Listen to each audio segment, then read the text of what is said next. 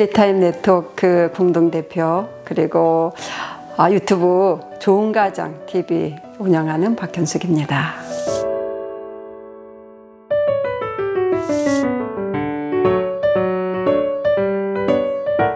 선물을 받았기 때문에 감사하는 것이 하나님을 향한 올바른 태도. 그래서 자녀를 위해서 기도할 때 제일 중요하고 먼저 해야 되는 기도는 감사 기도예요. 이렇게 권하고 싶어요. 아예 감사 노트를 하나 마련하는 게 좋다, 부모들은. 그래서 하루에 한 3가지 정도 감사 제목을 적고, 그것이 기도 노트인 거예요. 하나님, 이거 감사해요, 이거 감사해요, 이렇게 감사해요, 이렇게 하고, 그 다음에 그것을 자녀에게 자기 전에 한번 읽어줘도 좋아요. 너에 대해서 이렇게 하나님께 감사 기도를 했단다. 그럼 자녀는 나는 정말 좋은 사람이다, 이렇게 생겨요. 그리고 그 좋은 사람이라는 얘기를 들으니까 다음 날도 엄마 아빠에게 나는 감사거리가 되고 싶어 하면서 자기 정체성에 맞는 삶을 살고 싶은 의욕이 생기거든요.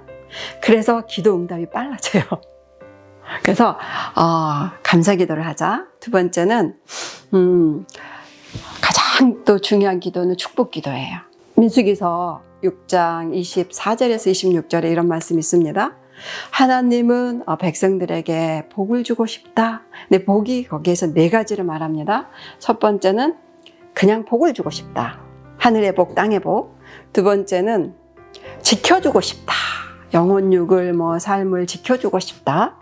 세 번째는 얼굴에 빛을 쫙 비춰서 은혜를 주고 싶다. 네 번째는 얼굴을 이렇게 향하여 드사 평강을 주고 싶다. 이게 하나님이 모든 사람에게 주고 싶은 복입니다. 그러면 가정 안에서 보면 우리 자녀들을 향한 하나님 아버지의 소원이기도 한다는 거예요. 그런데 구약에서 이 민수기서에서 하나님이 뭐라고 말씀하셨냐면 제사장들에게 말씀하신 거예요. 제사장들아, 내가 이렇게 백성을 축복하고 싶은데 너희들이 나의 이 말을 가지고 축복해라. 그러면 내가 그대로 축복할게, 이렇게 약속하세요. 제사장들에게 주신 권위죠, 이게. 이 신약에 있어서 제사장은 모든 그리스도인입니다. 말씀에 이런 말씀 있죠. 너희는 왕 같은 제사장이다. 그런데 가족에 보면 자녀와 하나님 사이의 제사장, 축복의 통로는 누구냐면 부모예요. 그러니까 우리 아이들은 누구 때문에 복을 얻게 되냐면 우리의 부모를 통해서 복을 얻게 되는 거예요. 내 부모가 어떤 복을 줄까?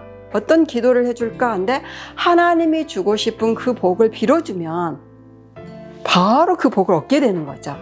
그래서 제사장이 된 부모가 자녀를 위해서 기도할 때는 축복 기도를 하는 것이 저는 가장 좋다고 생각합니다. 어떻게 기도하냐면 하나님, 우리 아이에게 복을 주세요. 영적인 복, 그 다음에 이 세상에 이 물질적인 복, 지혜의 복, 여러 가지가 있겠죠. 그거를 주세요. 하나님의 약속이 뭐냐면 내가 달라고 하면 준다, 이렇게 약속하셨다는 거예요. 두 번째, 지켜주세요. 이건 부모들이 해야 되는 절절한 기도죠. 병이나 사고나 세상의 어떤 유혹이나 죄나 이런 것들부터 우리 아이들이 지켜줘야 되죠. 생각도 지켜줘야 되고 입도 지켜줘야 되고. 그래서 하나님, 우리 아이를 이런 것에서 지켜주세요, 이렇게 기도하고, 세 번째는 하나님, 얼굴을 확 비춰서 우리 아이에게 은혜를 주시옵소서. 이게 왜 은혜 앞에 이 얼굴에 빛을 비춘다, 이 말씀을 붙였을까? 이것은 이런 식물이 있잖아요. 화초가 있으면 해가 비쳐야지만 자기 색깔을 냅니다. 해가 비쳐야지만 꽃이 힘을 얻어서 봉우리가 탁 핍니다. 그런 것처럼 우리 모든 자녀들은 하나님 은혜가 반드시 필요합니다.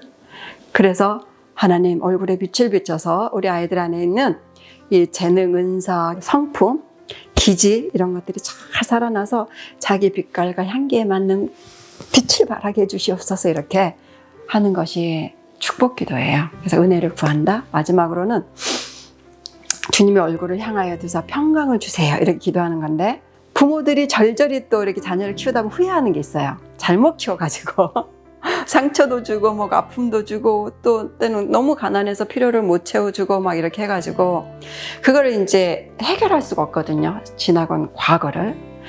그때 하나님의 이 얼굴에 빛이 필요한 거예요. 하나님, 이 부분이요. 그럼 하나님이 그 부분에 포커스를 맞춰서 빛을 비춰주겠다, 이런 얘기예요.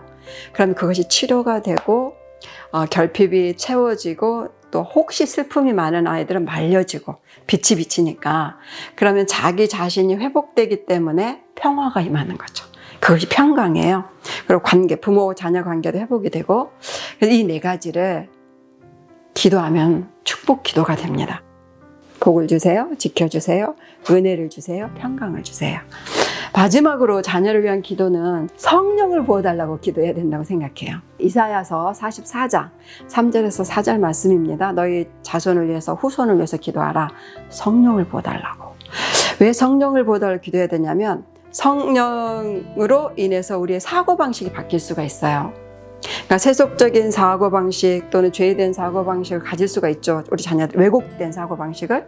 그런데 이거를 깰 수 있는 힘은 사람한테 없고 성령의 능력으로만 할 수 있거든요.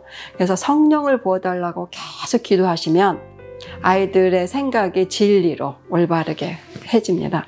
그래서 그 약속의 말씀이 뭐냐면 성령을 부어달라고 기도해라. 그 다음 약속의 말씀이 그리하면 너희 자녀들이 풀 가운데 자라나기를 시냇가의 버드나무 같이 된다. 이렇게 돼 있습니다. 나는 시냇가에 심은 버드나무처럼 우리 자녀를 키우고 싶다면 성령을 부어주세요. 이렇게 기도하시면 정말 최고의 기도가 됩니다. 자녀를 위한 기도 3가지, 감사기도, 축복기도, 성령을 부어달라 기도해라. 이렇게 말씀드리고 싶습니다.